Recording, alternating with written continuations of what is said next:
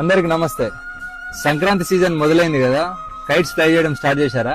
పండగంటే సంతోషం, కానీ మన సంతోషం వేరొకరి ప్రాణాలు తీసేలా ఉండకూడదు. ఇదంతా దేనికి? Yes, Chinese manja. Chinese nylon and synthetic fibre coated with glass powder. అంటే దీంట్లో గాజు పొడి వాడతారు. చూడండి, ఇది ఒకసారి చూసారు కదా, ఇది మనం మెడకు తగిలితే ఏంటిది పరిస్థితి? ఇది కేవలం దారం కాదు, షార్ప్ నైఫ్, గాల్లో వేలాడే కత్తి, అదృశ్య కత్తి.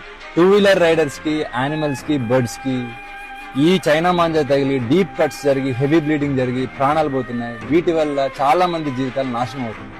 ఒక్క చిన్న సరదా ఎన్నో కుటుంబాల్లో తీరని శోకాన్ని మిగులుస్తుంది. ఇది నాన్ బయోడిగ్రేడబుల్, ఇది భూమిలో కలవదు, ఇది బ్యాండ్ థ్రెడ్.